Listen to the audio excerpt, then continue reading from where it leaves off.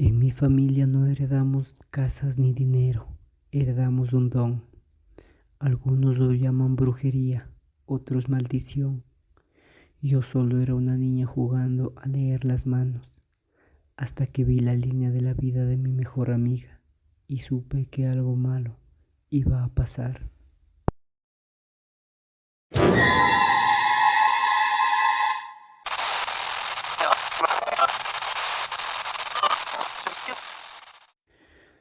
En las familias siempre se darán cosas, muchas veces, además de las posesiones materiales, también se heredan conocimientos y trabajos, como es en el caso de mi familia.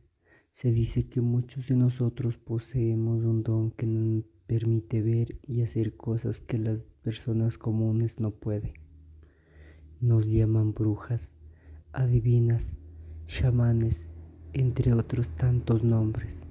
Lo cierto es que así como algunos son zapateros y luego el negocio pasa a sus hijos, mi madre es bruja, lee las cartas, la mano, ve el futuro, hace trabajos de amor, entre otras cosas. Fue mi abuelo la que le enseñó y luego ambas me enseñaron a mí. Al principio me parecía emocionante, luego fui aprendiendo que no era una gran responsabilidad, pues la verdad es que quienes tienen este conocimiento pueden engañar, mentir y hacer mucho daño a otras personas.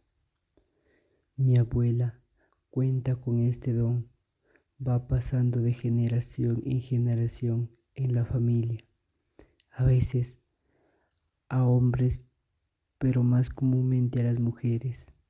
Ella me contaba que todo había comenzado con un antepasado, una mujer indígena que era hija de un chamán.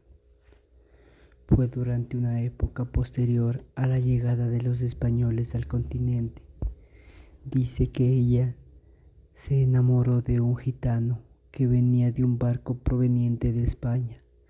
Tuvieron una relación, pero el hombre había prometido casarse de regreso a su país.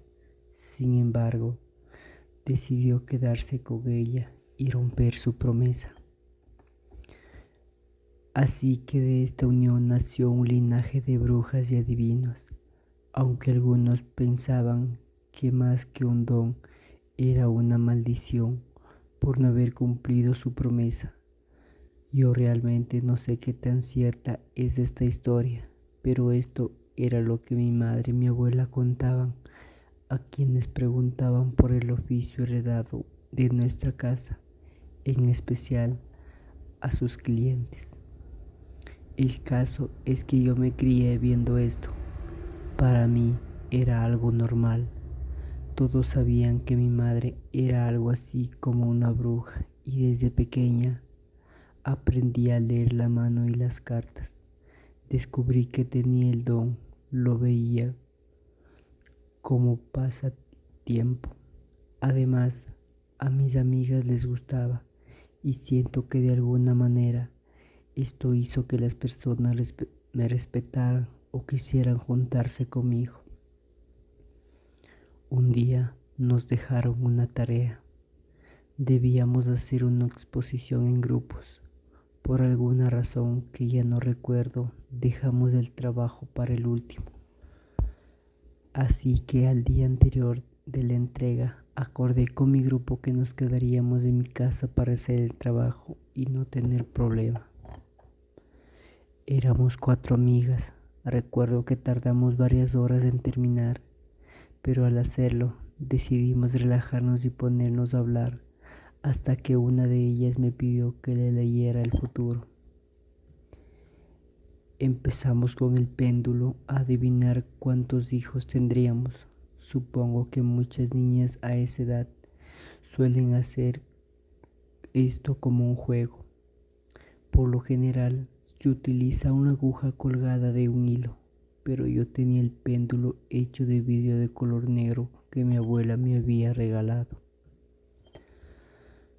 Como siempre le pedí a una de mis amigas que extendiera la mano, que no debía estar muy estirada ni completamente cerrada. Entonces hay que disponerse energéticamente. Le pedí que pensara con intensidad en su futuro y se concentrara. Luego puse el péndulo sobre la palma de su mano. Hay que hacer un movimiento hacia arriba y abajo, pero sin llegar a tocar la mano. No sé cómo explicarlo, pero hay un momento en el que se siente una especie de vibración. Claro que para nosotros era nomás un juego en ese momento, pero lo curioso era que siempre que hacíamos esto a Juana, mi mejor amiga, no le salía nada. Bromeábamos con que no iba a tener hijos y a la final ella decía que tampoco estaba muy interesada en este tema. Después pasamos a la lectura de mano, que a mis amigas siempre les parecía más interesantes, pues el péndulo, como ya lo dije, podía asimilarse más con un simple juego de niñas. Entonces les empecé a leer la mano a cada una. Cuando estaba haciéndole la lectura a mi mejor amiga, vi algo que me hizo detenerme por un momento. Nunca antes había visto una línea de la vida tan corta. De hecho, antes de ese día no recordaba que ella la tuviera así. Ella notó mi reacción y me preguntó qué había visto. Entonces le dije que en comparación con las otras que estaban con nosotros, su línea de la vida era mucho más corta. Ella quería saber qué significaba, y aunque yo temía conocer la respuesta, le dije que no estaba segura. Intenté sonar despreocupada, pues la verdad es que a medida que nuestra vida avanzaba, vamos tomando diferentes caminos, así que nuestro destino va cambiando. Nada está escrito. Entonces se me ocurrió decirle que mejor veamos una película, pero Juana, mi amiga, se había quedado satisfecha con la lectura y en ese momento ella era la única persona a la que yo había contado que ya sabía cómo hacer la lectura de manos, así que me insistió y me dijo en que se la leyera para saber qué significaba la lectura de su mano, y aunque al principio yo no quería, terminé aceptando, porque todos me insistieron mucho. Así que fui por las cartas de mi mamá que tenía guardadas en su armario. Intenté que ella no se diera cuenta, pero de alguna forma presintió de lo que yo estaba haciendo y me llamó desde la sala en donde estaba viendo televisión. Le dije que solo estábamos pasando un rato, porque ya habíamos terminado nuestro trabajo de la escuela. Ella me dijo que no iba a prohibirme nada, pero que una vez que supiera algo era casi imposible cambiarlo. Yo no le presté mucha atención, pues tenía prisa de regresar con mis amigas. Volví a mi habitación. Todas estaban emocionadas por preguntar sobre cosas, sus vidas amorosas. Por un momento pensé que Juan haría eso, pero cuando su turno llegó, decidió preguntar el por qué su línea de vida era tan corta. Entonces puse 3 cartas sobre la mesa frente a nosotras y empecé a voltearlas una a una. La primera era la torre, y yo la interpretaba como un cambio, un evento determinante e irreversible. La segunda era la carta de la muerte, y aunque muchas personas la interpretan como algo malo, no necesariamente significa eso. Es más un presagio, algo inevitable o al final de una etapa. Y la última carta era un colgado. Esta carta podía ser tanto positiva como negativa. Yo sabía que era una señal de martirio o sacrificio, pero lo que me dejó sin palabras fue que todas sus cartas salieron al revés. Esto suele ser un mal presagio. Intenté hablar con ella. Pensé que la lectura estaba muy influenciada por pensamientos negativos que ella tenía con respecto a su línea de vida. Finalmente, Mis amigas empezaron a hacer bromas y a pedirle que se relajara. Ella me preguntó si todo iba a estar bien. Y aunque yo tenía un mal presentimiento, le dije que sí, de verdad, pensaba que todo estaría bien. Solo le pedí que se cuidara mucho. Después de esto vimos una película y nos acostamos a dormir, pasando la medianoche. Así que, como era de esperar, al día siguiente nos despertamos muy tarde. Para poder llegar a la escuela nos arreglamos lo más rápido que pudimos, salimos a la calle y tuvimos que agarrar un taxi, porque normalmente había un bus que nos transportaba, pero por la hora no pudimos utilizarlo ese día.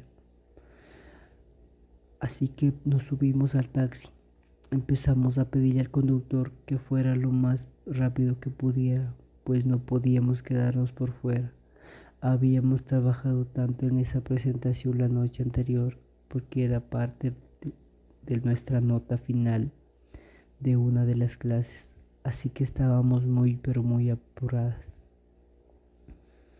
No recuerdo exactamente cómo pasó, pero en medio del tráfico y la prisa, mientras pasábamos un puente que conectaba dos puntos sobre el río, el conductor perdió el control del vehículo y caímos varios metros.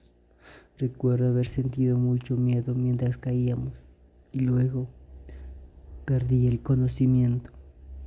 Desperté en el hospital esa noche y me encontré con la noticia de que Juana era la única que no había sobrevivido al accidente. Al día siguiente pude salir a tiempo para el funeral. Toda la escuela asistió al velorio. Muchos fueron hasta el cementerio y yo me sentía devastada. Recuerdo que en un momento cuando estábamos en el entierro, sentí que estaba allí. Cuando observé hacia donde sus padres estaban, vi una luz con la forma de su silueta. Era ella, pero nadie más podía verla, solamente yo. Esa misma noche tuve un sueño, pero más que eso, siento que fue la forma en que mi amiga se despidió de mí. En el sueño estaba en una especie de bosque. Los árboles eran muy altos. Podía escuchar el sonido de una cascada a lo lejos. Entonces, allí me tomaba de la mano. No podía ver claramente su rostro, pero escuchaba su voz. Era mi amiga y empezó a hablarme, y era como si estuviese leyendo mis pensamientos.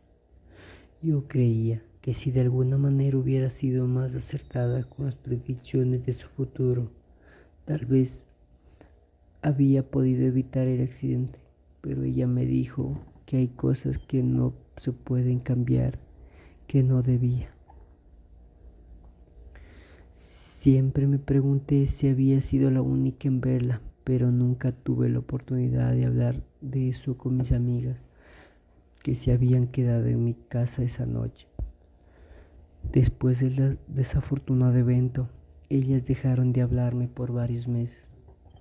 Después me confesaron que también se sentían algo culpables y habían empezado a temerme. La verdad es que nuestra amistad nunca volvió a ser igual.